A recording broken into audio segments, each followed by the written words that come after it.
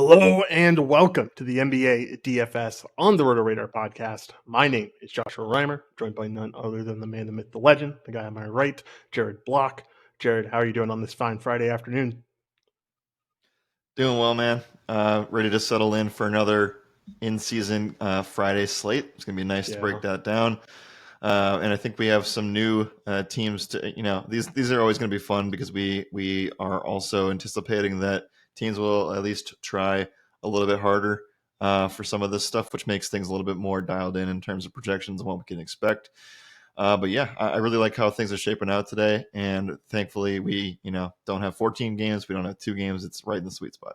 Yes, sir. Exactly. Should be fun. Like I was kind of telling you before we went live, it's nice. I hope they keep these in-season tourney games or in-season tourney days the same way throughout the rest of the in-season tourney because it's nice to only have 9 games instead of 14 like we had on Wednesday or even 13 like we had on Monday. So hoping for continual below 10 game slates makes everything a little bit easier. Let's just dive a little bit deeper into the research and overall get a better feel for the slate. We'll be going over in-season tourney stuff. I'm pulling up the standings right now to make sure that I have it all in front of me, and we'll go over the teams that have played, the teams that haven't played, so on and so forth as we go through this thing. But Jared, 9 games up. Let's do it. You ready to go? Let's do it, man. For anyone who's new here, here's how we go over things. We go game by game, breaking down each and every game from the 7 p.m. start time until the 10 p.m. window at the very end of the slate. First, we go over DFS plays on FanDuel and DraftKings, and then we go over to PrizePicks and Underdog afterwards, talking about our favorite pick'em selections. So let's get started. First game up is going to be the Philadelphia 76ers facing off against the Detroit Pistons. Currently, neither one of these teams have played in the in-season tournament yet. Odds for this one come in with the 76ers being 9.5 point favorites on the road. Over under is set at 224.5. Let's talk about the 76ers team first, Jared. We saw Joel Embiid put up a really incredible performance early on in the week. We've seen him put up a lot of really good performances, whether it be against Boston or against Washington. He's been doing some good things. Now he faces off against a Pistons team that, I mean, they have Duran. They're relatively big, but we've seen Embiid be able to take advantage of these situations regardless. Is he an option for a spend up candidate, or are we looking elsewhere when it comes to spending up for guys above this 10K threshold? Yeah, I think that I'm leaving at least through the first half of this slate, or at least right now where things are at. It does feel like you can and should try to leave the window open to talk about spending up and getting one key guy above 10.5 or 11K today.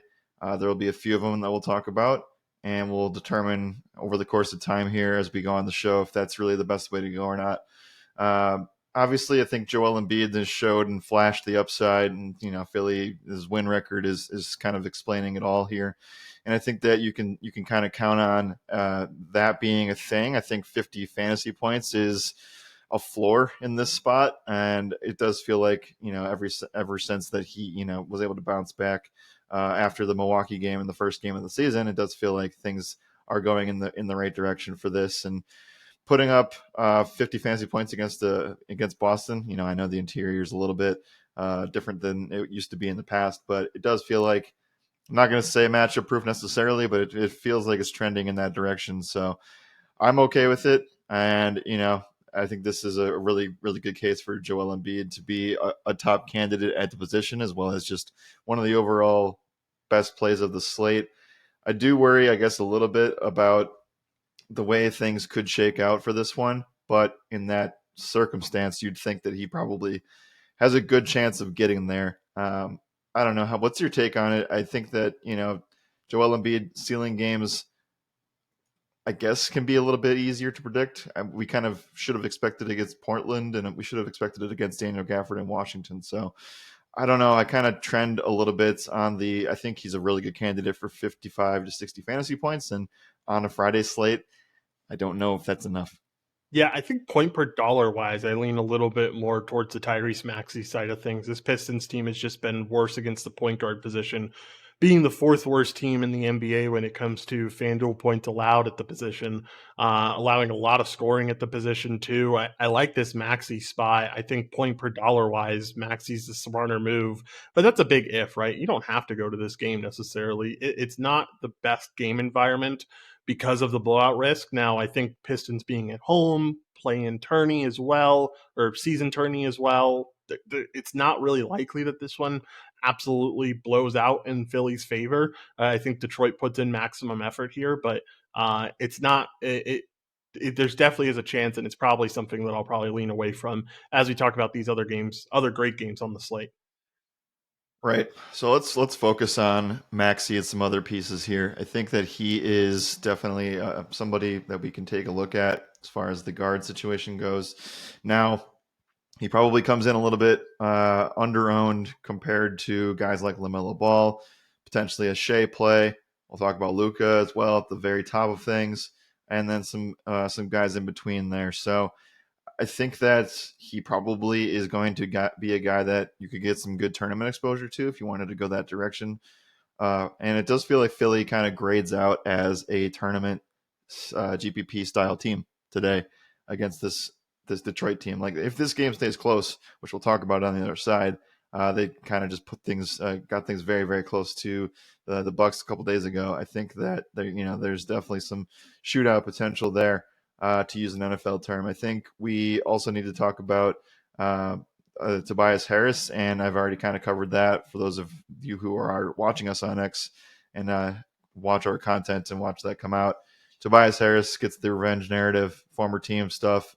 It's been a while since he's been there. Obviously, Philly's been in there for 6 seasons, but Detroit was kind of where he started butting into more than just your average NBA player. So I think there's a lot to say about that. The price kind of has come into its own here on FanDuel. So again, I think a lot of Philly guys are GPP centric, but we can talk about them more as the underdog prize picks conversations come up. Yeah, I think the Tobias stuff is just fine. I really lean on Maxi over everything else. I don't think you need to go too in depth on this game. Be careful about the secondary players. We're starting to see Covington and Batum fit their way into this lineup more and more. Sure. Batum actually ended up closing out in that Boston game, so it's clear they're putting a little bit more trust into him in terms of what they're doing. And he closed out over Kelly Oubre, so something to keep in mind when we get down the stretch here. If you're looking at playing a guy like Oubre, and I mean Batum is not a bad option if he's going to play 25 minutes. Then at 3,900, I don't mind the spot whatsoever if you need some savings. Do we know 100% that he closed out against Boston? I know you said it, but just to confirm that. I'm pretty sure. That's at least what Underdog had. Okay. I I haven't mean, like checked. the only reason that I say that is because he had this nasty finger dislocation. Like it was literally like in the shape of a W. So uh, he's a game time decision. I just wonder. I mean, he's probable, right? So I don't know. That is a shooting hand too. So I guess we'll see how it goes. Yeah, for sure. Anything else here, Jared? Let's talk about for the Philly side, and then we can talk about the Pistons side. Nothing more for Philly. I don't think you should be dumpster diving there. Even if Batum were to sit, they're one of the healthiest teams in the league, so, or at least today. So no interest other than that. And then when it goes to the Detroit side, lots of tough matchups everywhere, and I just don't think we should be that encouraged here. I know there's a lot of injuries. We still have Burks, Ivy, and Harris out for this team, and Bogdanovich. So I think that you know I'll bring up 2 names that I think are interesting, but I think that they're nothing more than tournament plays. Like I think Oscar Thompson's just going to have to play a massive minutes role. And then the other guy that really came into the fold, and I think that was just specifically Milwaukee, maybe some teams that he's able to do that against, but Marcus Sasser is the guy that benefits from Alec Burks being out the most. Yeah, for sure. We saw Marcus Sasser take a big leap in that last game, and I don't think I'd be willing to go back to it, but it would be interesting to see what he does today. I like the Oscar Thompson spot. They've been playing him at small forward because of all the injuries they have to most of their wing depth, like Alec Burks, Joe Harris, Boyan, Jaden Ivey, all those guys. And that's the one Yeah. spot where the 76ers team finds themselves a little bit weak is that small forward spot. Now, Batum coming in could help that a lot, actually, if he ends up playing a little bit of power forward and moves Tobias over to small forward. But we've seen Osar lead rookies in minutes, lead rookies in rebounds, lead rookies in steals. Like, he's clearly going to get a lot of work this season, and he's doing really well with it. So I definitely don't mind if you go Osar. The price tag pretty sky high as of right now, though, at Yeah. 6,900. So not sure if I'm willing to get behind that big of a price tag for him. By the way, just check the game flow. For those who don't know, you can go to popcornmachine.net and they have all the game flows for every single game in the NBA season, completely free as well. Batum played the last 2 minutes of that game, so like a technical closeout. But I think without the injury, he would have probably played the whole time. Right. I think at the end of the day, we did spend a lot of time on this. We're going to spend even more time on the next game at 7 p.m. This game just feels like a GPP stay away outside of, even to Maxi's point too. But cash games, top plays. I mean, Joel and Maxi are the only ones that even scratch that conversation. For sure. All right, let's move over to the pick'em side of things. Talk about prize picks and underdog. Jared has the underdog side covered. I have the prize pick side covered. Let's start off with Philly and talking about some of these guys. What do you like here, if anything? I think if I'm going to lean something, it's probably going to be Tyrese Maxey points at 23.5.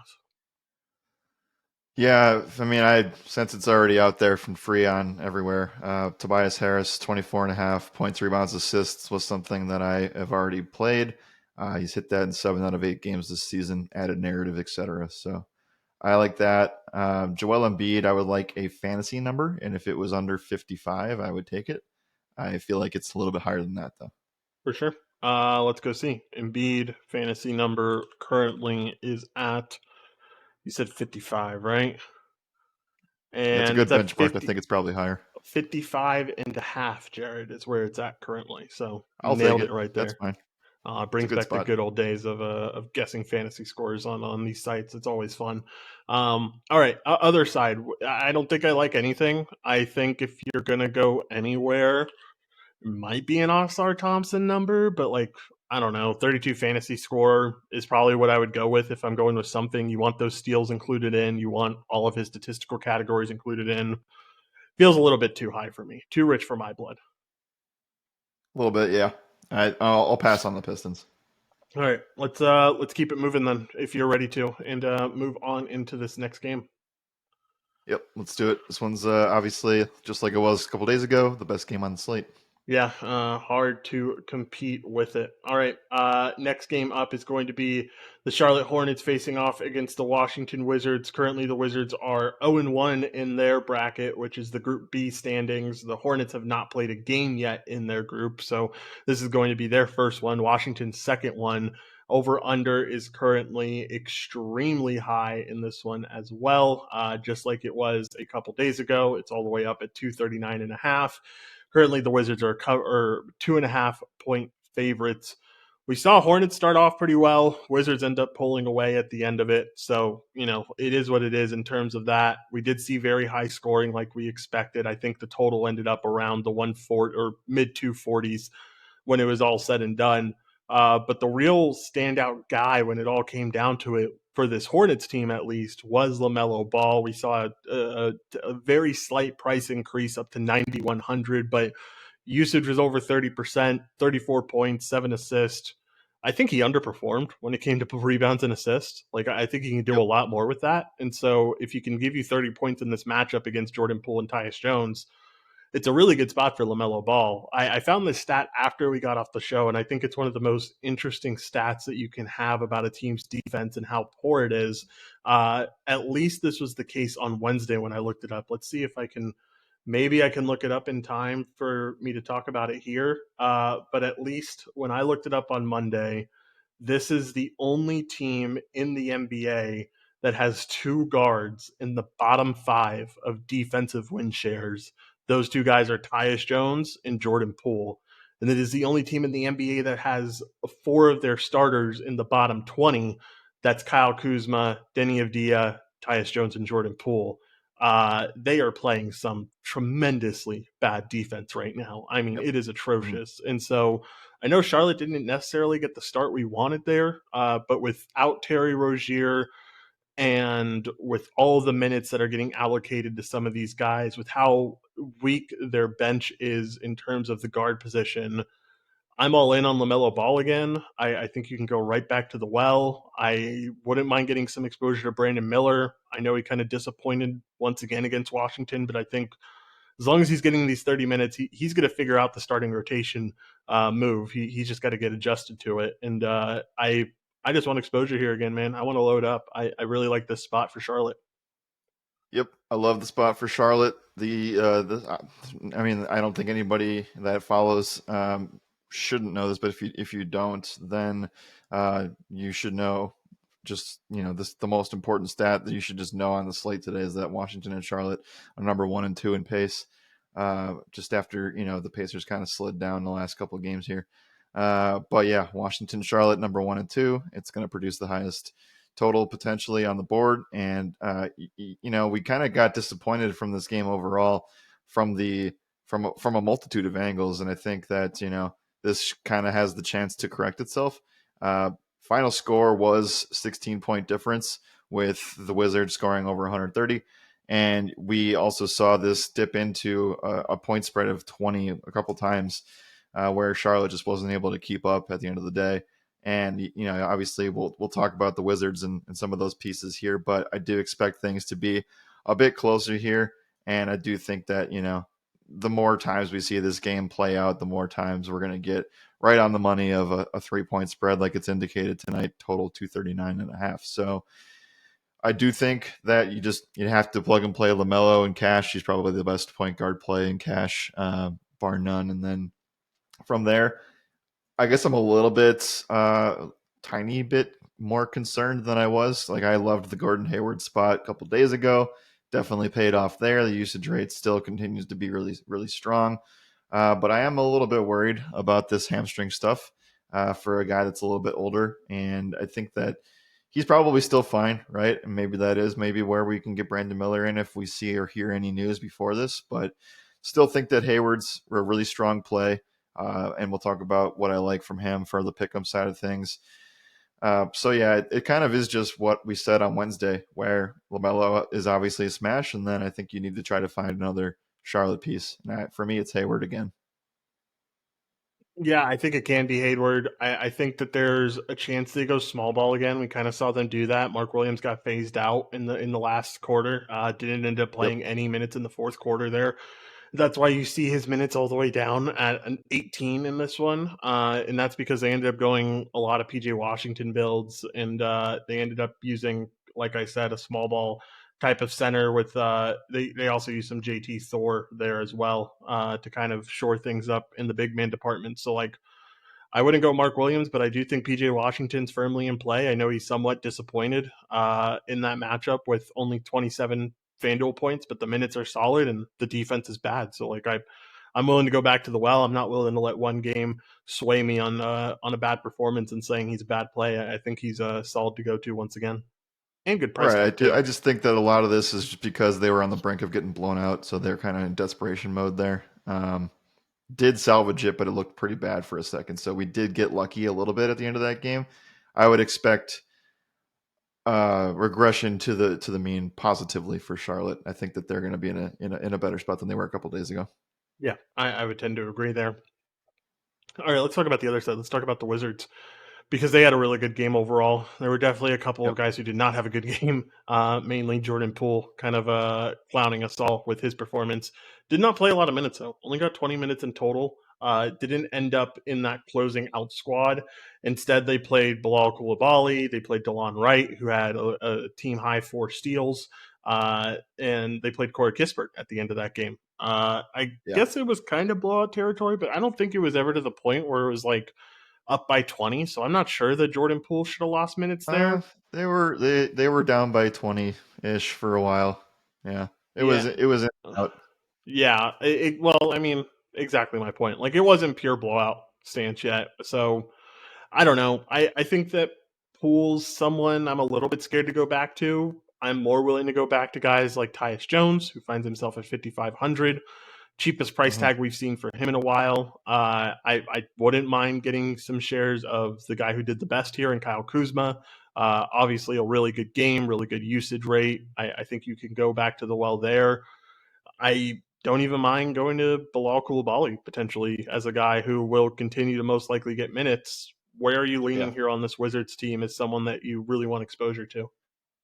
Well, number one, if we have the money, I do think Kuzma has the chance to be more of a priority play. Like if you wanted to go instead of going to Charlotte guys and just run it back with Kuzma with Ball, I don't mind that for cash. Uh, but it is kind of all about price for this conversation. So maybe that doesn't happen. But I do think that, and I guess maybe before we answer this, you kind of already alluded to this.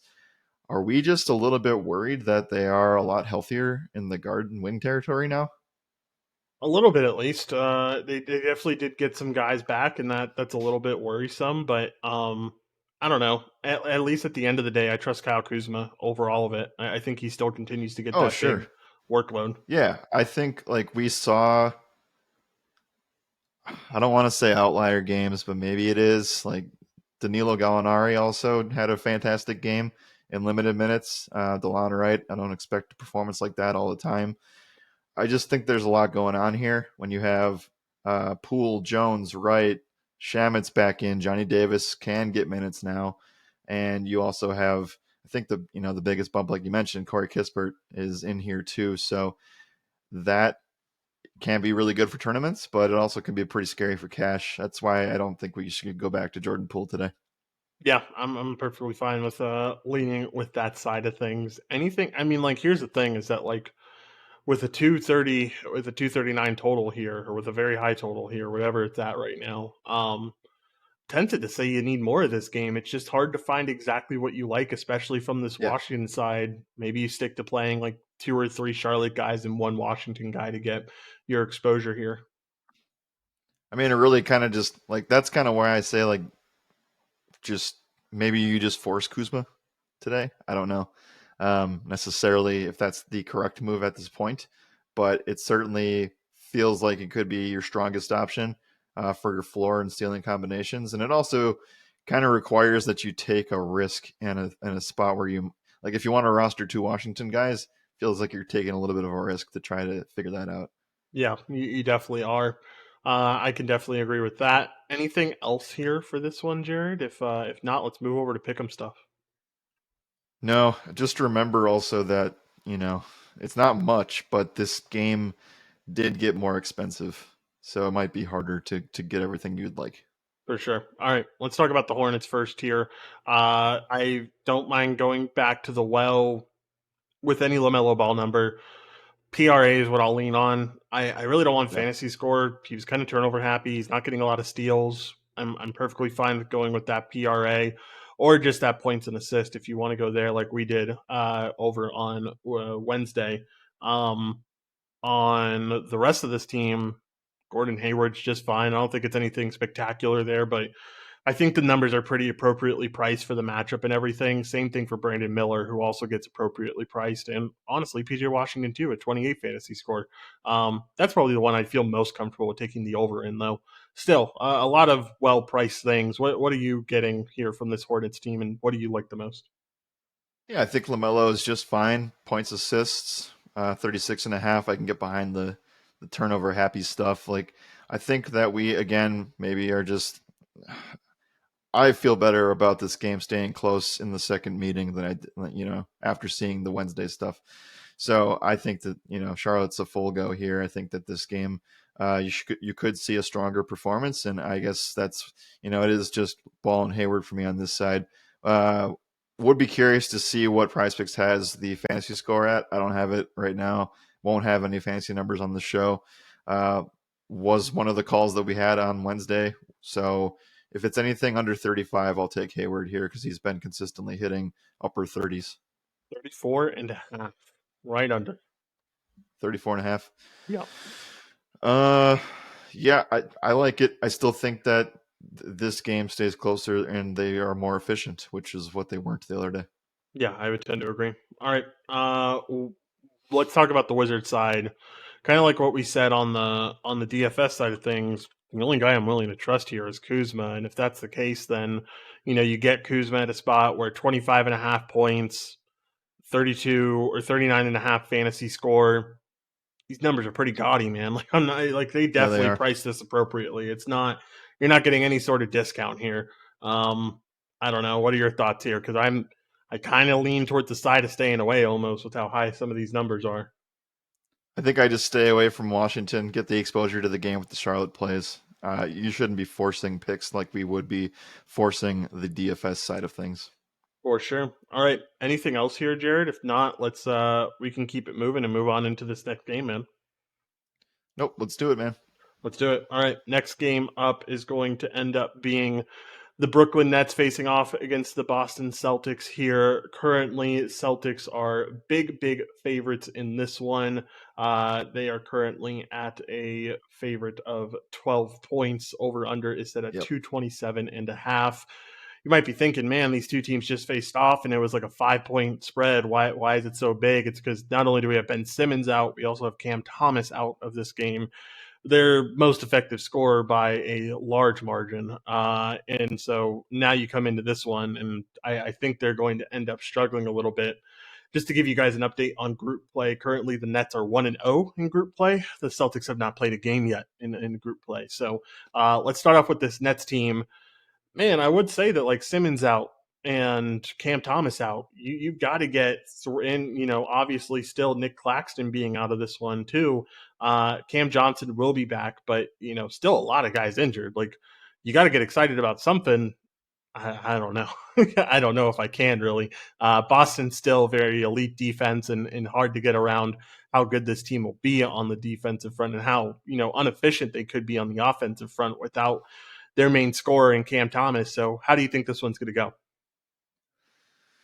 Yeah, I think like I'd be interested in some scorers somewhere. I'd think that, things get really ugly when you consider some of the options that you have also aligned with some of the price tags that these guys come with. So Cam Johnson being back, I think he'll probably be on a 20-minute limit, most likely. And it's a calf injury for a shooter. Just not a great combination of stuff there. So I think some of that will be off and take some time to get back into things. Do you really want to play Mikal Bridges at 7,700? If that means you probably have to take that money away from a Charlotte Washington player, that's kind of where I'd side with taking Charlotte and Washington. Like you said, it just kind of feels like you're not stretching necessarily, but you don't necessarily feel good either about playing some of these guys. And with Cam Johnson back, that potentially takes opportunities away from Dorian Finney-Smith or Royce O'Neal, who balled out. Now, I don't expect Royce O'Neal to necessarily put together the blocks and steals that he's. I mean, like he had a really good rebounding game as well, so maybe we can count on that a little bit more. I struggle to find something that I like. Dinwiddie didn't help any of that the last time out too.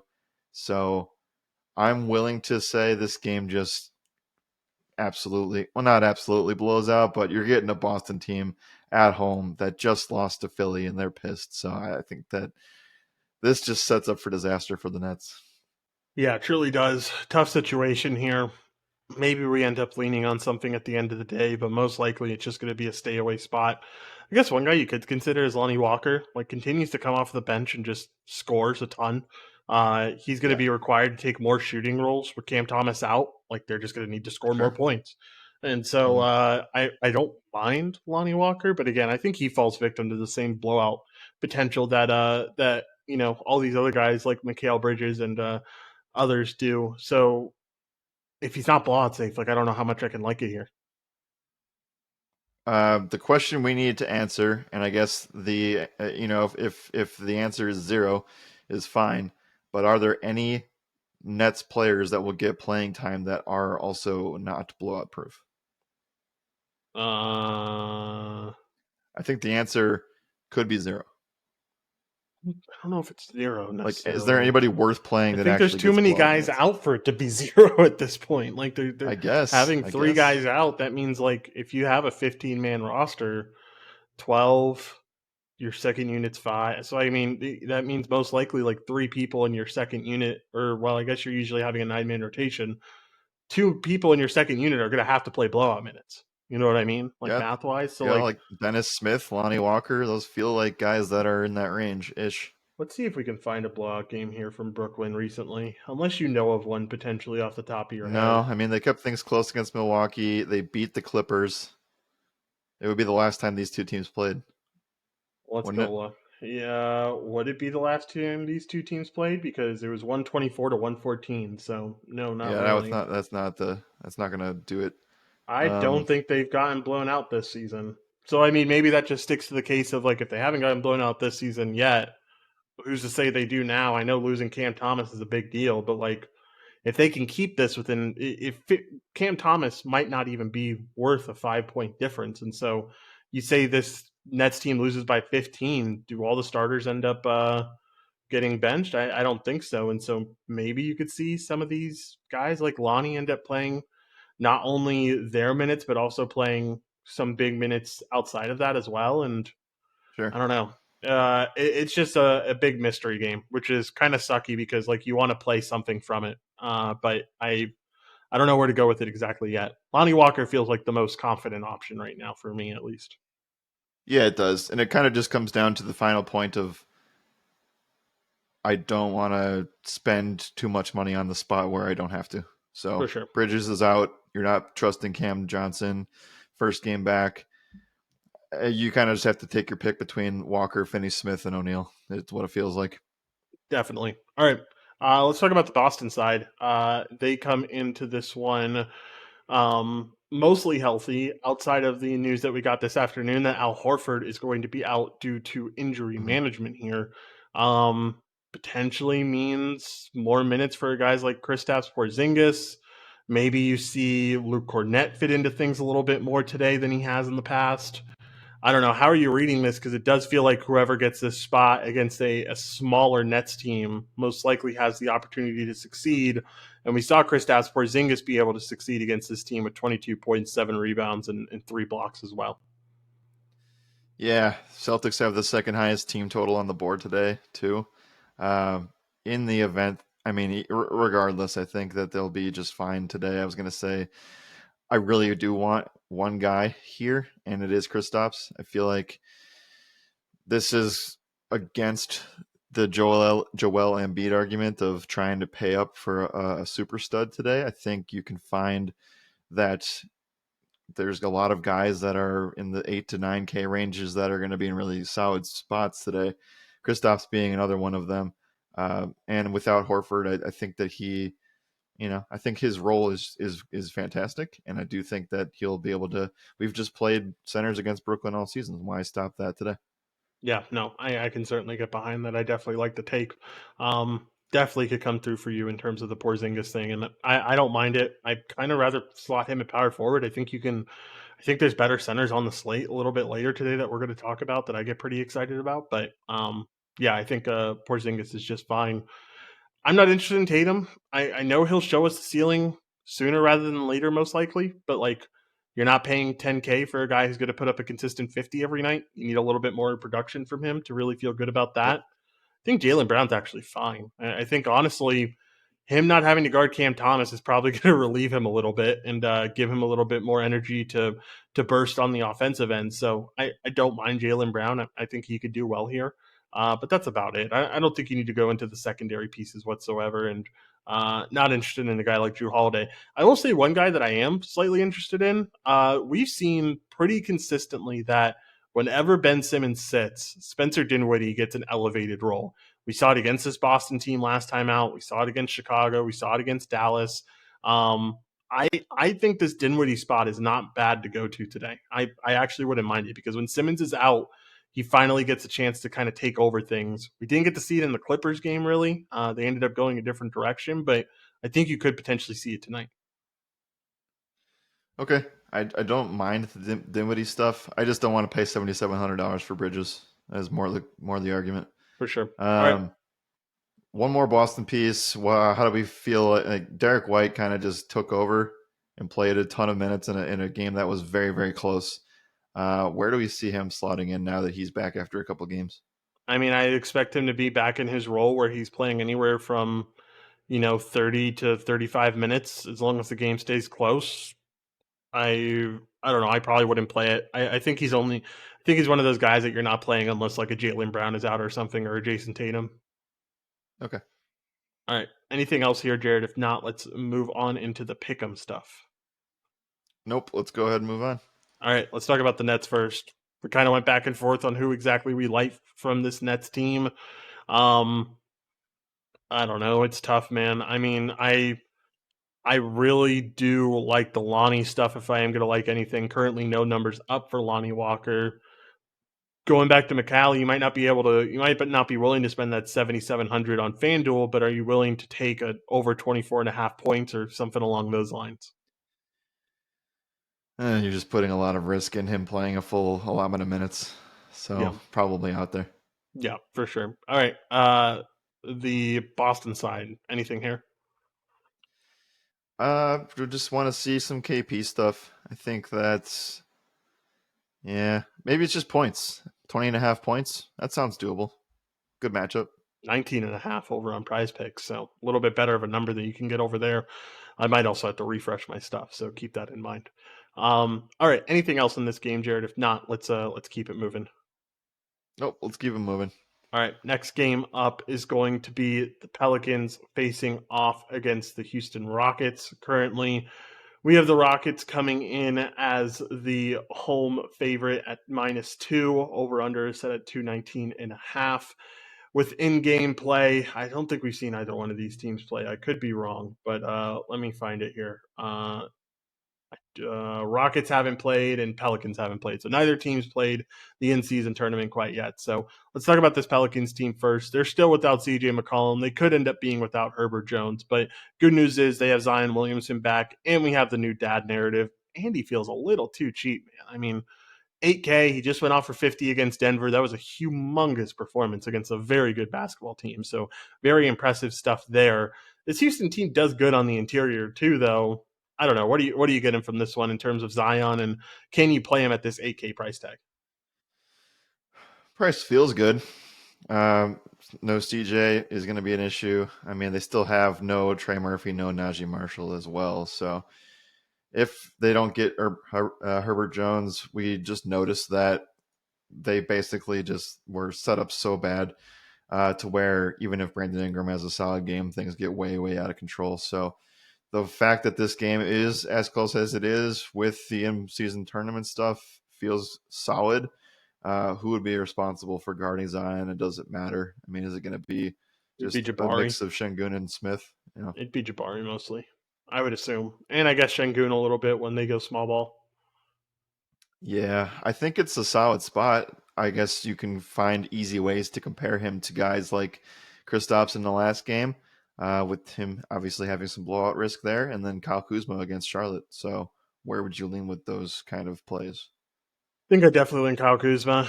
I probably lean KP over him. I don't know. I think the spot's solid, but like if he takes the most shots inside the 5 feet of the basket out of anyone in the NBA, that's over Giannis too. And this team doesn't allow a lot of points in the paint. The Rockets, they allow the bottom 5 points in the paint overall this season. So if his scoring is predominantly in the paint, and this Rockets team isn't allowing a lot of scoring in the paint, I could see him having a little bit of difficulty trying to score here with this Rockets defense being so stout with the interior. I think it's fine. I think most likely he gets to 40, but like, is 40 going to do it for you today? I'm not really sure at that 8K price tag. So I Yeah. think maybe staying away is your best option. So the thing I wanted to bring up, and Houston or New Orleans, excuse me, still is a little bit banged up enough to make this kind of call. But on the other side, I know we'll get there soon, but this Zion play does get better if Şengün does miss this game. He is currently a game time decision with an ankle injury that he sustained in the last game. So if he's not in, then you're going to get a spot where the Houston's going to have to start probably Jock Londale and then, try to figure out how to do that. So I still think I don't know. I'm not necessarily sure. I just feel like maybe there are better, stronger plays. Um, is New Orleans a must play on something like this? Because we're talking about pace and stuff. I mean, this is one of the worst pace down spots on the slate. Yeah, I don't think it's a must play. I think it's fine to play. I think getting some exposure isn't a bad option, but I don't think by any means it's a spot where I need to get exposure somewhere. Okay. We'll wait and see on some of this stuff. The Jones injury is going to be interesting to monitor. I'm ready to go to the other side. I guess the last thing that I'd ask you would be like, we've done it several times this week and last week. Are you jamming in one of Hawkins or Dyson Daniels?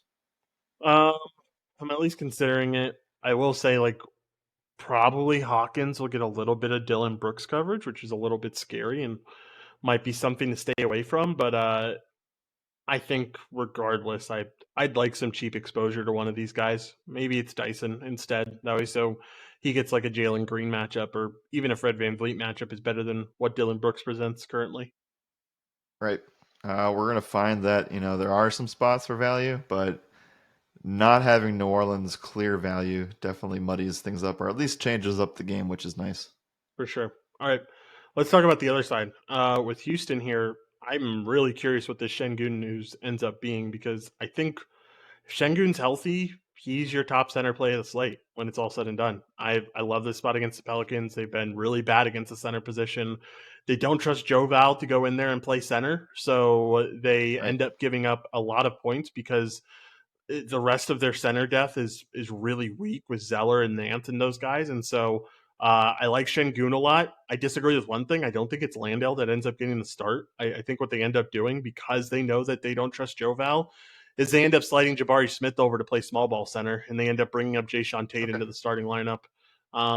I think that's the way they would end up leaning, and if that's the case, I get really excited about the Jabari Smith spot. I think he could absolutely go pretty ballistic with 30 plus minutes here. So at this price tag of 6,300. So really like Jabari Smith if Şengün does not play. Really like Şengün if he does play. I think the Şengün spot's one of the better defensive matchup spots on the slate. Yeah, certainly. I don't mind either spot for those guys. From there, kind of just hinges. I mean, I think that I'll probably stay on the sideline with Dylan Brooks. Also, Fred Van Vliet's floor is concerning. So GPP plays for those kind of guys. And Jalen Green went off last time. I guess he'd be the benefactor of no Herbert Jones as well. But it all just feels like tournament game stack type of situations. Whereas I think we're focused on one of these big men for cash. Yeah, for sure. Uh, Backcourt, Fred Van Vliet, Jalen Green. Anyone interest you here? GPP guys.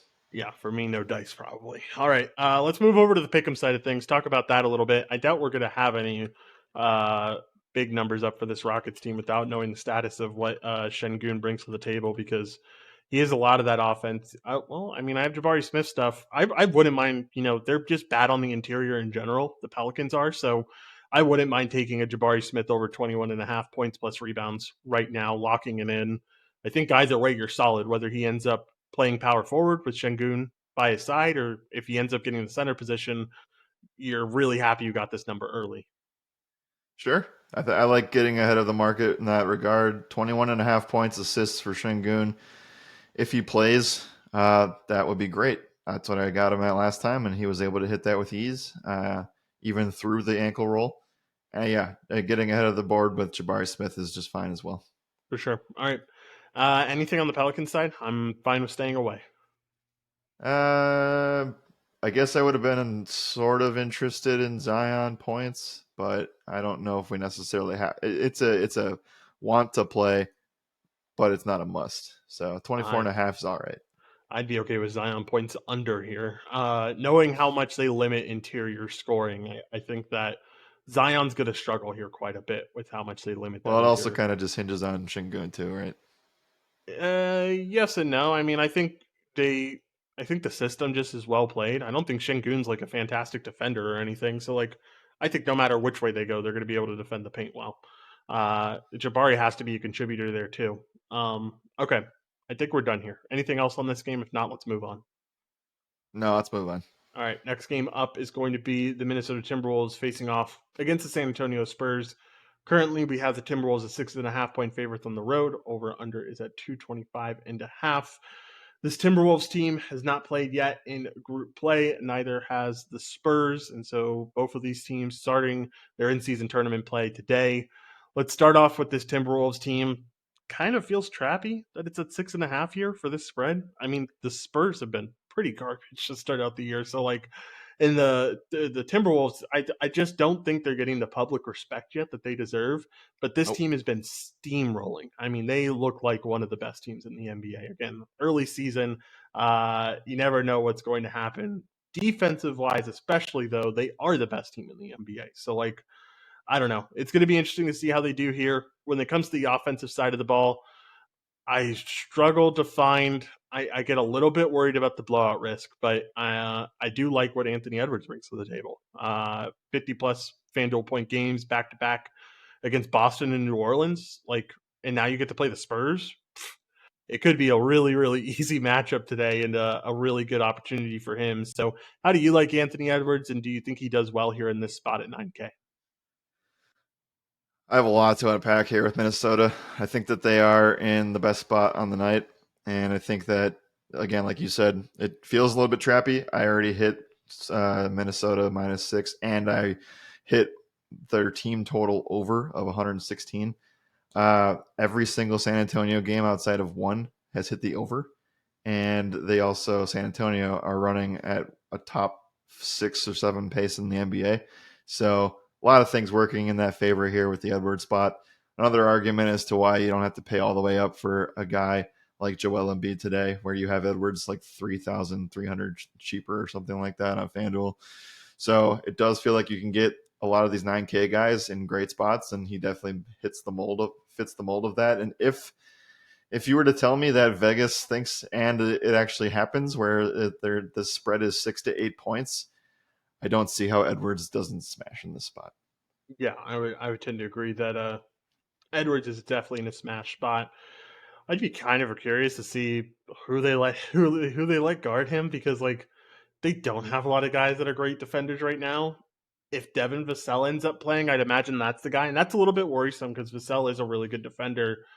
But if they let a guy like Sohan go at him or Keldon Johnson, like it could just be all day for Anthony Edwards when it all comes down to it. Um, And look, Minnesota is the only team in the NBA to beat Boston and Denver. Insane Obviously, low sample size of games right now, but doesn't. I mean, I think Anthony Edwards is as close to a scoring mismatch than anything else in the NBA right now. for sure. Let's talk about some other plays because I do think there's other guys in this set that you can consider playing. I don't mind going to Carl Anthony Towns against Victor Wembanyama. Like I think it is a relatively good matchup as of right now, and I could see him being a GPP swerve off of Anthony Edwards. As more of a cash game swerve, I like Mike Conley, man. I mean, it's just hard to find a guy that's going to give you around 30 minutes at this price tag at the point guard position and pretty consistently going to give you 25 plus FanDuel points. So I like Yep. Conley here a lot. I think that's where I cut. That's where I stop my plays. I I'm halfway tempted to say I like Nas Reed. It might be more of a DraftKings thing because I know he's always a little bit cheaper over there. He's still 5K. Still though, I don't mind Nas Reed in tournaments if you want to get a lot of exposure. You're gonna have to run it back on the other side, which is going to be somewhat hard to do. But I think there are ways to do it.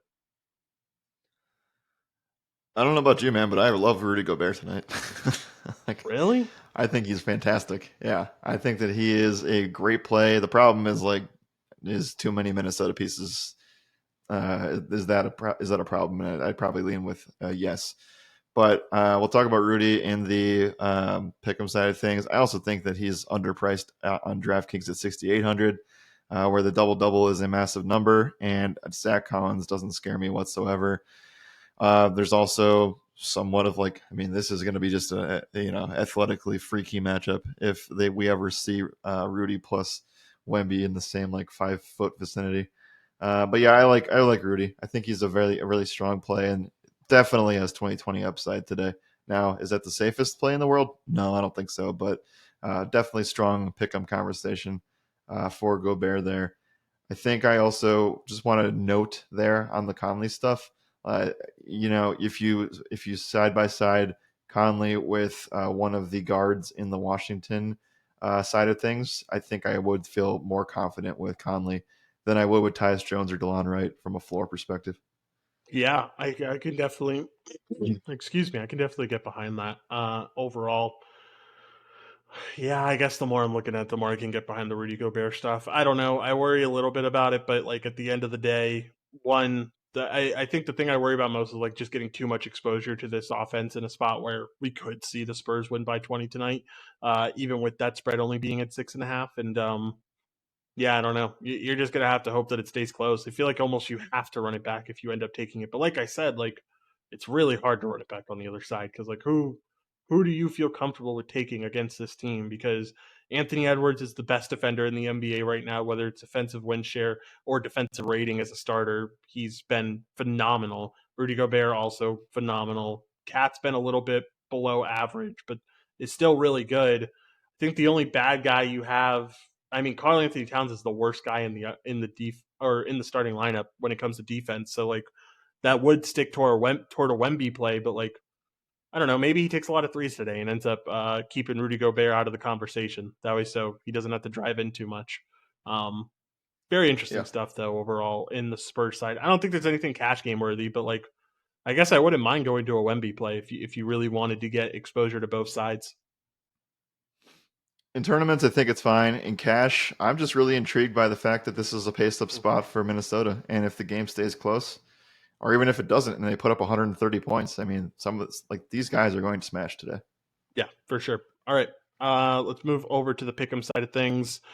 I guess we should cover an Anthony Edwards number first. We talked about him so Yeah. much, it'd be hard not to. Timberwolves, let's look at it. 27 points for Anthony Edwards, 37.5 points, rebounds, and assist.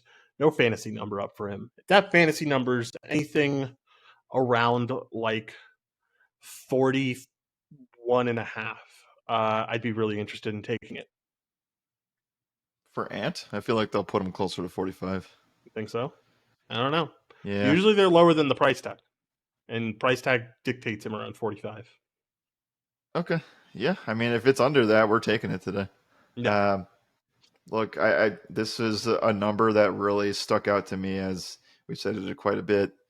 Is very trappy at 6.5. Something's going on. I thought so. Underdog released a flash sale for Ant about an hour or two ago, and that's expired now. Hopefully, people took that, but I thought they put it out because somebody got ruled out, and that's why I thought the number was at 6.5. Again, maybe it's just something where they expect the Spurs to show up at home in this in-season tournament thing. But man, I don't know. This is like the writing has been on the wall all summer because of Anthony Edwards leading the Team USA stuff, and it's shown. And they have one of the best defenses in the NBA, if not the best. So we'll see. As I say that, it jumps up to -7. Yeah. Cash your start putting in some Timberwolves futures. I could see them getting Yeah, to I the think that Western. they I could see them are being very number one close in to the West. contender status right now. I could see them being number one in the West in a league where everyone decides to sit guys, and I'm sure they're going to sit some. They're going to end up. They might encounter some injuries and stuff, but like Edwards is a guy who can play 80 games. I would say Rudy Gobert is a guy who can play 70 games if they're healthy. Like this is not a very like sit heavy load management esque team right now. So maybe it does get there down the stretch, but I could see the Timberwolves winning the West. That's more overall basketball talk that we don't have time for. We've spent an hour on 5 games so far, Jared. Um, I will say Yep. like you can go. This is a great game stack if you really wanted to go to it. Like if you need San Antonio to stay close, I think there is a perfect route in Wemby when it all comes down to it. And then you go Edwards, you go Gobert points, and you go Conley assists. I think that could work out really well for you today. Just a 4-man stack Last there. point, and I think maybe this is why there's a little bit of hesitancy in the number of the spread. The Wolves have not won a game on the road this year. They're 0-2. Yeah, but who is that against? Atlanta and Toronto? The Raptors and the Hawks. I don't know. Tough environment. Oh, I guess Atlanta's not a tough environment. Atlanta probably should have been a win. But Toronto, tough environment. And those are two games that started off the season, too. Like they're getting into their groove now. So Yeah. I don't I know. mean, I don't disagree. No, I know you're I on my think it's a side. I'm more talking as a viewer. 116 points team total. Man, that's just I think it's just disrespectful. Yeah, I would tend to agree with that. All right. Anything else on the Spurs side? I mentioned the Wemby stuff. I think fantasy point number is what you would lean towards if you're trying to get something. But 3 pointers attempted, if it's up there, let's go see if it is up there. Um, Nothing right now. If you find a 3 points attempted number, then I'd be interested in that for Wemby. Just trying to stay out of the paint where Rudy is, I think would be his main goal tonight, and think he could Sure. take anywhere from 5 to 6 of them. I like it. Yeah. That's the only way that game stays close. It truly is. All right, let's keep it moving. If you are ready, I'm ready. Let's move on into this next game. Yeah, just again, I said it in the Discord. That was a couple hours ago, so I feel like I can say it again. Rudy Gobert ladder rebounds tonight feels like a really strong bet. All right, let's move on into the next one, which is going to end up being the Utah Jazz facing off against the Memphis Grizzlies. Currently, we have the Grizzlies as 4.5 point favorites. Over under is set at 229.5. Let's start off with this Utah Jazz side. An overall theme for this game is going to be that 3 pointers should be flying in this one. It should be a 3 pointer party here. And it all starts off with Utah in a spot where Memphis has been allowing an incredibly high amount of 3 point attempts at Yep. 38.8, which is third highest in the league. They are allowing the second highest field goal percentage from the 3 point range. It screams Lauri Markkanen, man. It screams Lauri Markkanen. So that's my guy. I like Lauri quite a bit today in this spot. I also don't mind Jordan Clarkson. Who's going to also find himself in a really good spot where he's going to be able to take a lot of threes. Who do you like here? Who are you wanting to get exposure to on this Utah Jazz team? Yeah, I mean, we saw this matchup play out earlier this month, and I guess a little bit of a disappointment, but I think you just go right back to it with some of these guys. Lowry probably finds himself a little bit lower on my list of 8K guys that I want to play. Because once you start talking about Kuzma, Porzingis, LaMelo, Anthony Edwards, even if another piece of the Charlotte game, you find yourself trying to fit everybody, and it's impossible. So I think the spot is strong. There's a specific niche that I want to talk about for Underdog and PrizePicks that we can talk about. I mean, kind of already alluded to it, but we'll say it again in a little bit. But yeah, I think that Utah is a really good tournament play, and I think that they also could come into cash game territory when you talk about they still don't have Walker Kessler, and there's going to be in a spot where I think, like, again, maybe we are a little bit less bullish on John Collins than we were a couple days ago, but it still is a good spot for a lot of these guys. Yeah, for sure. Definitely is a good spot. Anyone else you're interested in on Utah? If not, we can move on to that Memphis side. That man, the injuries are not looking good over there. No, It's going to be a yeah, I tough mean, day for so Memphis. are you surprised with how John Collins' day went without Walker Kessler? It feels like we were a little disappointed. Here and there, ended up covering points and rebounds like I thought he would. Got a lot of rebounds. I guess I was expecting a little bit more shot attempts when it all came down to it. Yeah. But like it wasn't a bad performance. It just he didn't get the minutes bump that I expected either. So like a little bit disappointing for sure. I'm not going back here.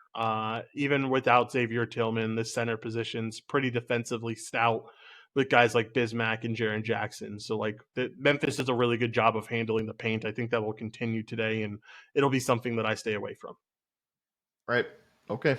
Let's move to the other side and let's talk about the amount of injuries that they're dealing with on Memphis. I mean, we already know that Ja is out, Derrick Rose still remains out, and can't say how crazy that is, how that's affecting this team because it really truly is. I mean, now you add to the list Zaire Williams, who is questionable with a hip injury.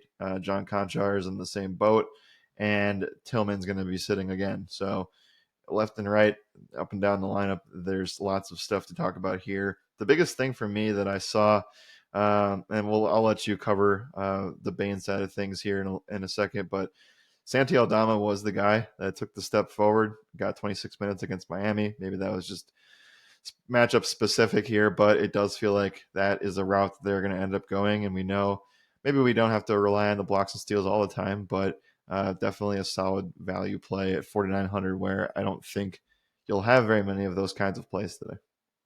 Yeah, definitely don't mind Santi Aldama with the price tag that you're getting with him. Not sure his minutes are all that influenced by Zaire and John Conchar. I would say for those two guys, like guys like Luke Kennard, David Roddy, are probably the guys that are going to get a little bit of a boost in minutes. I think that I do really like Desmond Bain. I was a little bit sad about how he disappointed me last time I had this take against Utah, where didn't necessarily come through in terms of his scoring, but like the spot's still there. Sometimes you have to, you know, turn off the rearview mirrors when you're talking about NBA and focus on the matchup ahead. And that's what Desmond Bain has right now, where it's a really good matchup for him. He's going to be able to shoot a lot of threes. I could look back at that game and say, like, man, now I'm not going to play him. But at the end of the day, I think it's better to just focus on the game that he's in right now. And this game is a really solid one, man. I think the only thing, and like the minutes are going to have to be insane. He's going to have to play around this 40-minute mark today, especially if Zaire and David Roddy end up both being out. Like, he's going to have to play a tremendous amount of minutes for this to stay close. So I like the spot. Right. I'm back on it again. Couple things with this spot. If you remember correctly, the game was in Utah, which tough place to play for the Grizzlies. This game's now in Memphis, and there is in-season tournament stuff going on, which is going to be points in the right direction for Memphis. Also, the game was pretty close to a blowout. I mean, it finished 24 points between the two teams, so maybe a little bit of that is hurt just in general in this game environment. So again, just like Charlotte, Washington, you're kind of expecting things to correct itself a little bit. Bain also shot 4 for 12 from 3. I would expect that to convert a little bit higher, even though he is kind of converting at this like 33% mark this season. Yeah, for sure. All right. Um, Anything else on this Memphis side that you really like? If not, we can keep it moving and move on to pick 'em stuff. I think we're just waiting for more news to break for this team, which kind of brings up the last point as we shift to an 8:30 window. Do you wait for injury news at 8 o'clock here? Mm, I don't know if you need to necessarily. I think Zaire is big news, and I would say the Conchar stuff is less big news. Like I think they've kind of moved on from him in this lineup. So like I think guys like Luke Kennard and all of them are just fine. But like I think you're just fine with playing the Santi play and feeling good about that in the minutes he's getting, and then calling it a day Huh. there. Okay. Santi closed last game for this team too, for what it's worth, in a close game against the Heat. So, you know, I don't think that's really matchup based because of the fact that it's not a it's not a big difference regardless. Like they don't have another big Right. guy that you would need outside of Bam, and Jaren Jackson kind of had the Bam matchup. So, Yeah, and anyway, you're also they're not that desperate to play the Kenny Lofton stuff. He's also not super tall either. He's just big. yeah, for sure. All right, pick 'em stuff. What do we like here on the Utah Jazz side? I have just one play, and it's the Laurie Markkinen 3.5 3-pointers made. I think that you also look at the consistency factor of that. Very, very strong. He's making like 4 threes a game, like 5 straight or something like that. Yeah, missed in the last one, but other than that, 4 out of the last 5, he's made 4 or more. Definitely don't mind that. I always attack that 3-point stuff. It's one of my favorite things to attack in the NBA. So definitely don't mind that spot. That's probably it. I wouldn't go much further than that. I don't mind a Jordan Clarkson spot actually. He did really well in that last game, so I could get behind that. On the Grizzly side, I don't know. I think there's some great value plays here, and I wouldn't mind taking a risk on Desmond Bain in like more of a 5 pick scenario, but I'm not trusting him in a 2 pick where I really want it to win. Like I think that the Bain spot's a little bit more risky than I'd like it to be. Not to say it's bad. It's just if I'm going for anything, it would be a 3-point number, and currently I don't think they have them, which is disappointing. Yeah, I'm fine with just moving on. All right, let's move on into the next game. Should be a really fun one that I'm excited to talk about. It is Clippers facing off against the Mavericks. Currently, the Mavericks come in as 1.5-point favorites at home. Over under is set at 236.5. Second highest total of the day here. Let's start off with Mhm. this Clippers team. starting to get a little bit more of a feel of what this offense is going to be. Very spread out is what I'm reading, at least from when they last played the Nets. Like everyone's going to get a piece of the pie when it's all said and done. We saw Harden and Westbrook almost put up identical scores in that game. And then we really saw Paul George stand out as the main shooter, while Kawhi was a big defensive piece and, also got his. But like when this team's fully healthy, how the hell do you handle it, man? And especially against this spot, against a Dallas team that's like, you definitely want some scores here. It's just like, how do you pinpoint which one?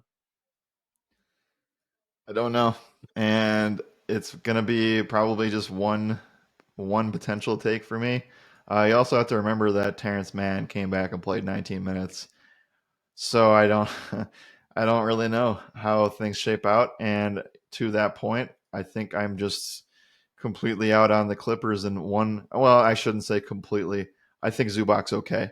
Maybe we talk more about him from a pick'em perspective, but I think that he's going to be able to do not whatever he wants, but he should have success relative to, I don't know. I mean, I think he's a candidate for 35 fantasy points, and the spot's good. I think that, you know, that's really all I have to say for this, because I'm going to just probably be the guy that just continues to hammer the point of the Clippers are not they're not as good as advertised, and I think that they actually lose tonight.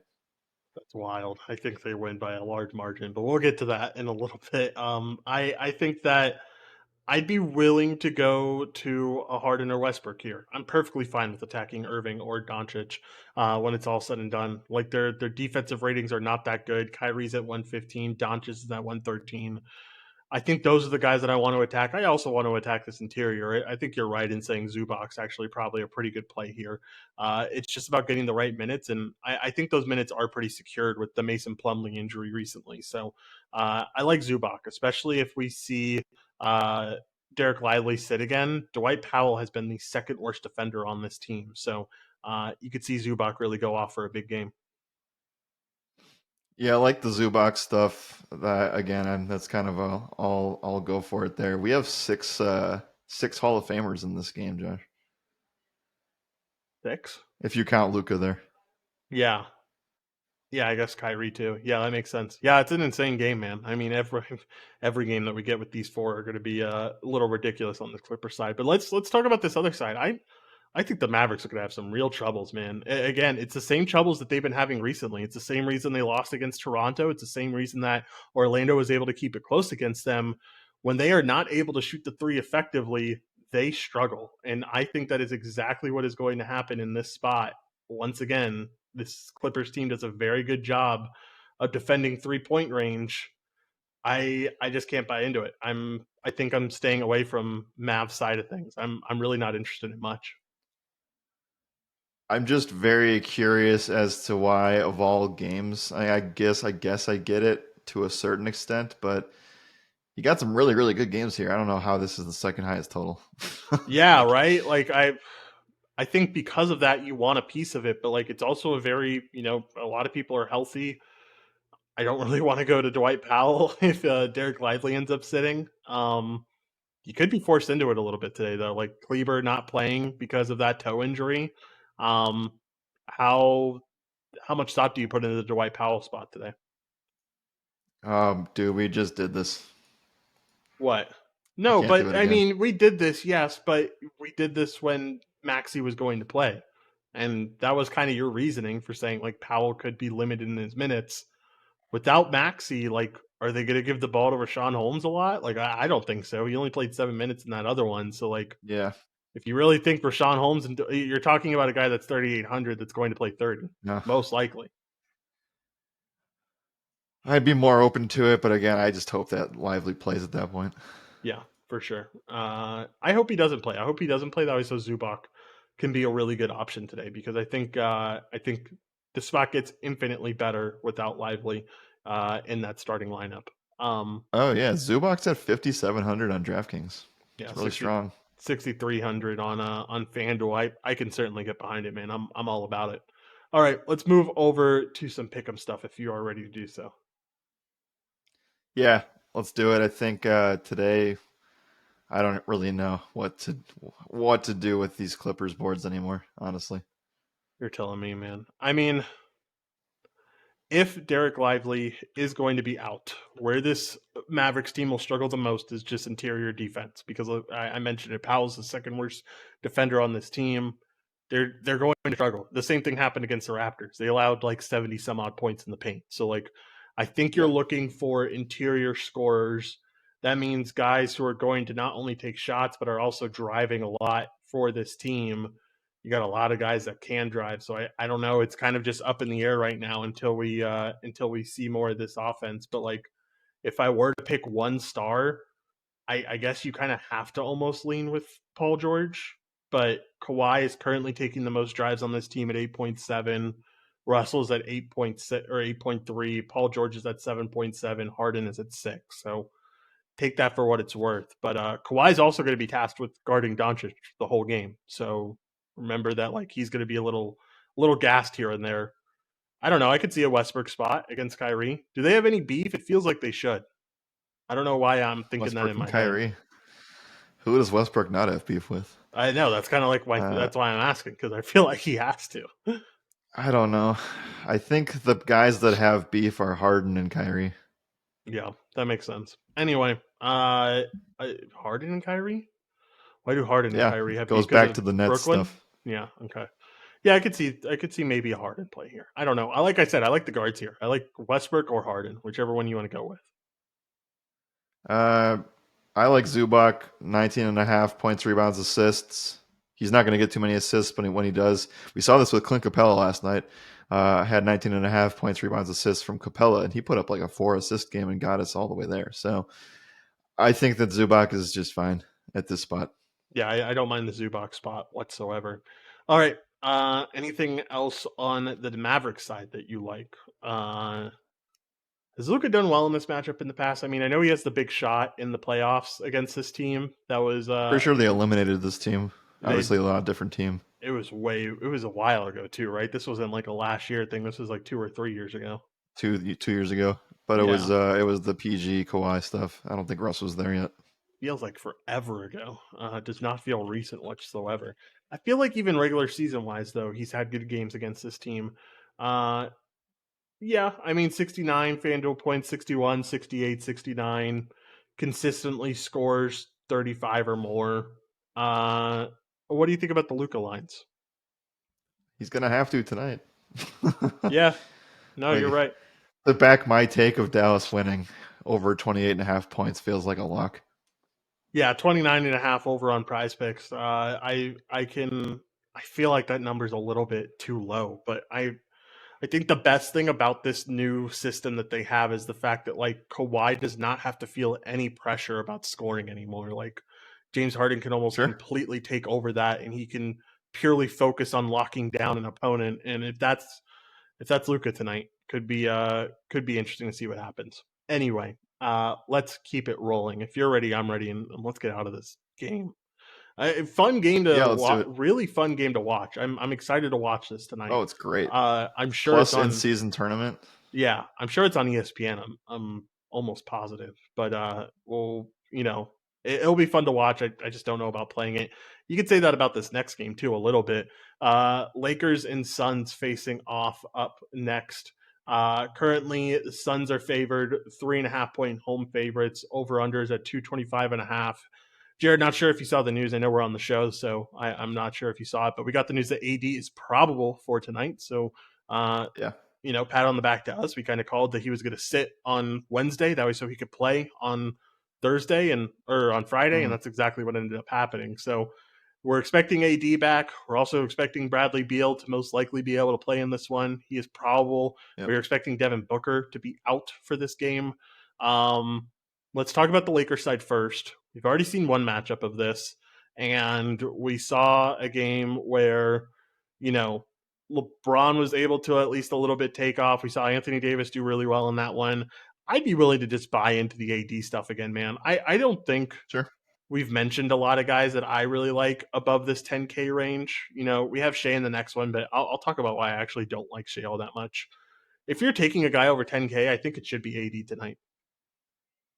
You get the little bit of savings off of Joel. I think that there's blowout potential for the Sixers tonight. You also get this spot where, it's a huge, huge matchup. We talk about a bunch of Hall of Famers. I mean, there's a lot in this game too, and I think that this is. I guess I worry a little bit about the injury, like I always do. But I think that if we expect things to play out like they did last time, I would say that this is a really big moment for AD, as well as just the in-season stuff. Like whoever wins this game, you can argue probably takes over this group in terms of advancing. Uh, Yeah. so I think this is a big game from many levels. And if AD is in, I think he's a candidate for 55, 60, and you're getting that at a cheaper price tag than Joel. This is a pretty weak group outside of because I mean you mentioned group play. Lakers and Suns haven't played yet, but the rest of the group is the Trailblazers, the Jazz, and the Grizzlies. I think one of the Suns or Yeah, the Lakers take it. It's like you said, kind of dependent on who ends up winning this game. So massive that's what I game. think. Reason why they're probably ending up getting AD in there. Good reasoning for them sitting him on Wednesday. Yeah, I really like the AD spot. This team's going to be fully rested as well. It was a blowout game, so I don't think any of the starters played the fourth in that game against Houston. I think this is a massive They spot tanked for that game, by the way. You yeah know that, right? yeah for Yeah, sure yeah definitely for without a this doubt one specifically. without a doubt. This is a really good spot for AD, man. I think AD is going to be a prime spot. This is probably the second nationally televised game, I would imagine. It might be OKC in Sacramento. I don't know, but it being LeBron and KD going at it, I don't know. We'll have to see. But I think AD is just all you need from this one. I don't think you need to go any deeper than that. What do you think on that front? Yeah, I mean, he's just gonna. If he's good to go, he's good to go, and I think he just destroys Nurkic today. For So, sure. Um, the last thing I wanted to check was what the schedule looked like, and you guys get a home game on Sunday night against the Trailblazers. So you're going all out today. Yeah, for sure. Let's talk about the Sun side. Bradley Beal going to be most likely in this game. Where I think we're expecting a minutes limit here, but played pretty well for his first game. 13-4-4, 24 FanDuel points. Looked really solid. Uh, what do we think about this one? How are we going at this with the Suns? Because I don't know. There are some weak spots in this Lakers defense, but it's nothing that I think that this Suns team does a really good job of taking advantage of. I'll make it easy. I'm fading this entire team Yeah, with Beal back. yeah, I would tend to agree. It's just I think it's hard to get exposure there. All right, pick 'em stuff. I think it's just AD for me. I think Anthony Davis is where this starts and ends, and Sure. 38 and a half points, rebounds, and assists is something I could get behind. 35 points and rebounds. They don't have a fantasy point number up yet, but if it's anything north of, I don't know, let's say 57 and a half, I would say, or south of 57 and a half, I would say I feel pretty comfortable with it. We've seen this number come in for him at like 51. And if it's there, I'm definitely taking the over of that. For right now, though, 34 and a half points, rebounds on underdog. I think both of those, 34 and a half, 35 and a half, is where you really want it. I think that he could have 35 real life points tonight. Let's see. We could do some math here and get a pretty good guesstimate of what they're expecting his number to be. 11 and a half times 1.2, that's 13.8, and then 2.5 times 1.5, 13.8, plus 23.5, plus 3.5 steals and blocks. So that's what, 10.5? So they're expecting it to be around 51.5. I mean, if you just go off of the numbers alone that they already have him projected at, if they put that Yeah. number at 51 and a half again, I'll buy into it. I'm 100% there. Is he? We have not, he got hurt in the Miami game, and that was a half. Or was it? Yeah, it was. It He was a played half. 24 minutes at. No, he. It was a Really? half. They brought him in for part of the third to see if he could give Oh, it a okay. go, but he wasn't All able right. to. He went back to the locker room. Uh, his minutes load has been tremendous this season. Yeah. And in must win games, if he is good to go, I don't see there being a cap of that. Yeah. I would tend to agree. I think he plays 40 minutes as long as he's fully healthy and ready to go. That's so Uh, many minutes. yeah. For a big man too, like that's humongous. So Yeah. even more reason to like all these props that he has. All right. Anything else in this game, Jared? If not, let's move on to the last game of the slate. No, let's move on. Let's do it. It is the Oklahoma City Thunder facing off against the Sacramento Kings. Currently, the Thunder are 2-point favorites on the road. Over under is set at 231. Let's talk about Oklahoma City first. Comes into a spot that is a pretty good matchup against the Kings, and I could definitely get behind some stuff. I feel like people might make the mistake of going with Shea, and that's what worries me because Donovan Mitchell, Davion Mitchell is a guy who, one, does not care about your parlays. I don't know if you saw that whole Kings thing, but all the Kings kind Yeah, of chimed yeah. in about how they don't care about your parlays, guys. And one, doesn't care about your parlays, but two, has been a very good defender to start out the season in this role where he's kind of taken over for Fox. So Shea's matchup proof at some point, but like when you're paying 11K for him, how much are you worried about a good defender being on him? Should we care? I think so. I side with it not caring as much. I'll say Davis is a better play. I'll spend the extra $600 to get there. And I think Ant is a better play, 2K cheaper. So price tag wise, that finds me off of this spot, and I'll gladly take the savings on LaMelo Ball too. So price, this is not a hard conversation to have. I think Shea is just fine. I think I really like some of the pick'em stuff that we will talk about. Maybe we should see him as more of a 10,300 player where he's going to average around 50 fantasy points, and he'll have these blow up spots like he did here. But yeah, I mean, I don't know. I know the Kings are also running a lot slower too without Fox, which does hurt things a little bit here. But yeah, I think Shea's just fine. I think he's a great tournament play. I think he's a good tournament play. I just don't think he's a good cash game play. That's what I was trying to get to. Sure. I mean, again, like I said, I'll play the Davises, get the pay down or like the saving spots on Lamelo Edwards, those kind of guys. Um, I don't have an issue with Shea necessarily. I just think that he, can't even say the floor is necessarily that bad either. I guess you're unhappy with 45 or anything less than 50, I guess. But I don't know. I think that the spot's great. What are we looking at for this OKC team then? Are you interested in a giddy number? Are you interested in chat here? Like, what do you like when it comes to this team? Uh, it feels like you want to really try to play something, but it also feels at this moment that you're forcing it if you're not going all the way up to get Shea. Uh, and I think that we've kind of just seen and walked through things like Chet. I would I would say that there are better center plays. I think Şengün's probably a better center play. Zubac at a cheaper price tag. Um, if you're spending all the way up at this position, you should just go get Davis, right? Like I think that there's a lot of OKC guys that number one are healthy, but number two they get a pace down spot against Sacramento, who just doesn't run as fast as they used to. Yeah, for sure. Definitely does not run as fast as they used to without De'Aaron Fox and stuff. This is a pace up spot for the other side, though. So maybe we talk a little bit more Yeah. about the Kings and what they bring to the table. Oklahoma City currently goes at the fifth fastest pace in the NBA. Their defense is okay. It's kind of middling at the end of the day. So like, what do we like here from this Sacramento team? And is there anything that you want to get big exposure to? Nothing necessarily jumps off the page. Maybe one play does. I'm a little bit off the Sabonis stuff, although he is under 10K, so that's at least somewhat enticing. I would just rather just grab Davis personally. You need to just find the guy that's not going to get guarded by Lou Dort, right? I think that's the biggest key factor here. Good luck. Trying to decide between one of Monk or Herter feels like a interesting decision.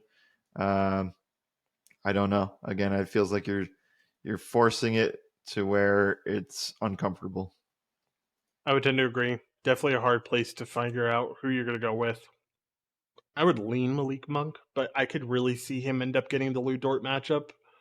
So that's pretty scary. Maybe it's just Harrison Barnes that gets the Lou Dort matchup, or Keegan Murray, maybe. I don't know. Mm. Anyway, tough spot. tough spot overall to judge. And I don't feel like you're getting any discounts with Fox out or anything now. It's been quite a while since it's happened, so it's kind of a spot that I feel fine staying away from when it's all said and done. I would agree. Doesn't feel like you have to play this from a price structured format. For sure. For sure. All right. Anything else in this game? If not, let's move over to the pick'em side of things where, I don't know, figure out something else better to do. Go play an AD prop instead. I have no interest in props in this game or pick'em stuff in this game. I'm just riding the rebounds assists for Shea. Look, if Yeah. he's not going to score and they have Davion Mitchell on him, then he's more bound to have assists converted. So Yeah. I'll go 11.5 rebounds assists again. I can get behind it, man. All right. Jared, we are at the end of the show. We've gone through 9 games. I think it's a good slate. I don't think it's a great slate. I think there definitely are things that we can take advantage of. I think the main thing is like finding your value today. That is going to be one of the most difficult things to get done is like finding the right value plays that end up paying off for you when it's all said and done to be able to get you up to the ADs of the world and such. Jared, how did members win all the money in NBA DFS tonight? Yeah, I mean you're right. That's the biggest hurdle is trying to find value, and I think people may end up trying to just jam in Charlotte Washington guys that don't necessarily have value, but their price tags are lower. That's kind of how I'm reading this at the moment. Or they just take stabs at Brooklyn and really cross their fingers and hope they play in a blowout scenario. I mean, it's slim pickings out there for value, and that's why it is tougher to get up to Shea, Joel Embiid, even Davis is slightly tough to get to. I'm making some builds right now where I have to start, trying to get guys that are 4,500 to 5K on FanDuel that are a little bit dicey. So maybe we have to revisit things, but I think that all in all, it's a nice slate. And I think that we're going to find that on these in season tournament days, it's going to be tough to construct things that we really, really like unless teams are injured. Yeah, for sure. Definitely will agree with that. All right. Uh, let's get out of here. I don't think I have anything else. So let's do exactly that. Thank you all for listening. And as always, my name is Joshua Riemer. Good night and good skill.